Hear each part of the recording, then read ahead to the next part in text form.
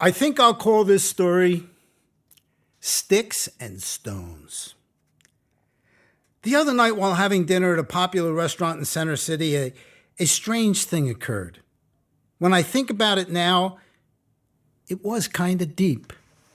The place was crowded and there was a wait for a table, so when a seat opened up at the bar, I grabbed it. I ordered a drink and looking around, I suddenly started to smile. For sitting way down at the other end of the bar was a guy I hadn't seen in 58 years. 58 years! And sure as shooting, it was Cy Huffman. At that precise moment, he looked up, and as the rim of his wine glass touched his lips, he recognized me. But he didn't smile. The expression on his face immediately changed to a frown, and without hesitation, he put his drink down, left his stool, and made his way around the bar toward me. He maneuvered through the crowd using his elbows, his shoulders shifting pugnaciously. His walk certainly hadn't changed. When he reached me, he didn't shake my extended hand. Instead, he lifted a finger of caution and said, "Ted, whatever you do, don't call me Bozo." A wary smile crossed my lips. At first, I thought he was kidding. But that idea quickly vanished, for his eyes told me he was deadly serious. And standing there momentarily not knowing what to say, I was overwhelmed with a moment of clarity that carried me back to a time so long ago. It was the summer of 1951, and my mother had gotten me into a Big Brothers all-boys camp called Wyomissing. That's where I first met Cy, who was my bunkmate and a pretty close friend. For me, Wyomissing was the greatest place I could ever want to be. It was a paradise for rough-and-tumble kids, all sports and adventure. It had it all. I mean, there were times when we would spend all day hiking to the top of a mountain just to swim in the cool, chilling waters of Lost Lake. On special days, we would take 12-man war canoes and paddle up the Delaware River singing all the way just to camp out on an uninhabited piece of rock called Spider Island. Once a week, we played an incredibly tough game called Smugglers that began at midnight. Our counselors and coaches were all-star college athletes. The McLaughlin brothers from LaSalle University taught swimming. The Devine brothers from Villanova University taught basketball. We were the only camp in the Poconos that played hardball. We swam daily in the Delaware River against the current. No one was coddled. No one sucked his thumb wanting to go home. It was tough, but it was fabulous, and I loved it. But I couldn't say the same for Cy. He was having a rough time that summer. Wyomissing was a camp that gave priority to boys who were fatherless. For all I knew, Cy might have been one of those guys who had recently lost his dad. Those kids got to go free. In the beginning, he was on occasion sullen. I would basically characterize him as being one of the guys. But then something happened that obviously changed his life. Johnny Golding, a popular kid at Wyomissing, called him, for no explicit reason, Bozo. I'm not exactly sure where or when it occurred, but that's what led to the greatest fight I have ever witnessed. Johnny Golding had a name that suited him. At Camp Wyomissing, he was the Golden Boy. Tall, handsome, gifted, athletic, and probably the nicest guy you'd ever want to meet. Everyone wanted to be his friend. But in some heated game, he called Cy Bozo. It wasn't as if he called him an obscene name or cursed his mother. No. In the heat of the moment, for want of a better, less offensive word, he called him Bozo. As a matter of fact, although cursing was not allowed at Wyomissing, it might have been better if he had called him something more vicious. Of course, no one really would have given it much thought, but Bozo was such a weird thing to call somebody. And in a way, it seemed to fit Cy. You see, Cy actually kind of looked like a clown. He was stocky, built low to the ground, and his head was sheared close to his scalp, which accentuated his ears. Suddenly, everybody picked up on it and started calling him, much to his chagrin, Bozo. If Si had just let it go, kind of went along with it, laughed it off, things might have been different, but he couldn't. My name is Si, the name my parents gave me, and the one I'm proud of. Kids can be mean, real mean, especially when they sense that they're getting to you. And Si couldn't hide his feelings. Every time someone called him Bozo, it infuriated him, burned him up inside. And they could see it. But he couldn't fight them all. What are you going to do? I asked him. The only thing I can do, he answered. I'm going to challenge that son of a bitch and beat the piss out of him. Golding? For crying out loud, Si, he's the champ. He won't be when I get done with him. I'm signing up today. In addition to all the macho games and sports played, Camp Wyomissing had its own inimitable way to resolve disputes.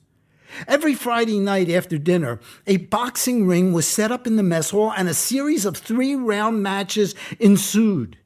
During the week, there was never a fight at Wyomissing, because if you had a beef with someone, you could settle that disagreement in the ring by challenging that person to a boxing match. There was no headgear. You just got in the ring and wailed. Now, no one ever expected Si to challenge Golding. Not that Si wasn't fearsome. He was no kid you'd want to meet in the dark alley. He was a fire plug, built like a linebacker with thick legs, barreled chest, and the stump of a neck that looked like it had been taken out of a tree trunk. But still, no one ever challenged Johnny Golding. Johnny was the champ. According to legend, he had proven it many times over by beating some of the toughest kids who ever walked the campgrounds. Even though Si was no one to mess with, he was no match for Golding. The champ outweighed Si by 20 pounds, had a longer reach, and was 2 heads taller. Even more impressive, Johnny was a fighter who was being readied for the Golden Gloves. Will you be in my corner? Si asked me. Despite the fact that I didn't think he had a chance, it was an honor to be asked. I really wasn't going to have a big role. Dick Morlock, our bunk counselor, would really be his second. But I was excited just the same. The news of the challenge flew around the camp like an overworked frisbee. As the fight grew nearer, the excitement escalated to a fever pitch. Candy bar bets were made, not to who would win, but in what round Si would be punched through the ropes. The buzz before the fight grew. The shouts of 500 screaming kids reverberated off the mess hall walls like rock and roll amplifiers turned full volume. And when Si and Johnny stepped through the ropes, it reached a crescendo that shook the building. Old Casey, the camp director, stepped through the ropes and brought the fighters to the center of the ring. He was a grizzly old bird who had put on a lot of pounds in his later years. But no one had a more expressive chin, or could tell a better story at a campfire, or was more loved. His eyes would pierce through you. His hand resting on your shoulder was an honor. As was the custom at these confrontations, there was a chance of reconciliation. If one fighter wanted to apologize, that was the moment to do so. A hush quieted over the crowd as Casey looked into their eyes. "Anything you boys want to say?" he asked, looking from one to the other. Everyone expected Si to say something. But to the astonishment of all, it was Johnny. He had never been challenged before and was confused as to why Si had done it. "Listen, Si, I don't know what it is that made you challenge me, but whatever it is, well, I'm sorry." Incredibly, Golding didn't even know why Si wanted to fight him. Si was stunned, and in truth, that might have ended it right there, had it not been for the crowd who started yelling, "Bozo! Bozo! Bozo!" With their shouts, Si knew he had to fight. It was the only way he could stop the taunts. Not good enough, Johnny. Not nearly good enough. Golding smiled and gritted his teeth. Okay, if that's the way you want it, that's the way it's got to be. They went back to their corners and waited for the bell. Johnny calmly banged his gloves together. Cy, his gloves at his side, 1 foot ahead of the other, was anxious to get it started. Here was the classic confrontation of brawler versus boxer. Years later, when I saw Ali fight Frazier, I told friends the bout reminded me of Golding versus Huffman. Jimmy Walensky, who was counting punches at ringside, said that exactly 126 shots had landed in the first round, and the champion, Johnny Golding, threw them all. Cy didn't land a single punch. Johnny just danced away when Cy came charging in and pounded him repeatedly for doing so. Golding's size and longer reach kept Cy at bay. Johnny's jab bruised Cy's face and set up a vicious right cross that would have rocked most people, but Cy kept coming, and the crowd roared with each punch Golding threw. When the first round ended, Cy's head had so many bumps and bruises, it looked like a basket of walnuts. The second round picked up where the first round ended. Cy ran out to meet the champion, and Golding danced away, peppering the smaller man. Right, left, dance, right, left, dance, and then Johnny decided to end it. The champ had Cy up against the ropes and then danced back. He planted his feet and waited in the center of the ring. When Cy came running to meet him, as he knew he would, Golding put everything he had into one right hand, and the punch caught Cy on the top of the head and rocked the little rhino, stopping him in his tracks and sending him momentarily to his knees. Once again, the crowd went wild. But they didn't see what actually occurred. They didn't see what Cy saw. They didn't see that it was Golding, not Cy, that was in pain. The champion had hit Cy so hard that Johnny had broken his hand.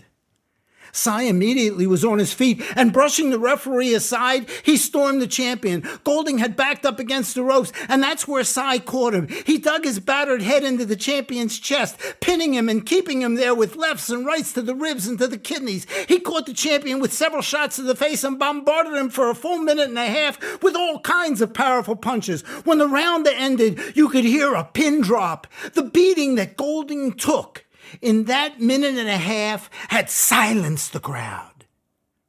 The only thing that saved Golding from going down was the stool put under him by his corner at the bell. Cy growled as he walked back to his corner. He sucked in his gut and threw out his chest. His nose was bleeding, his eye was swollen, and his lip was cut. But he had shocked the entire camp. Old Casey climbed into the ring. He went over to Cy's corner and examined his battered face. He was tempted, he told Dick Morlock, to stop the fight.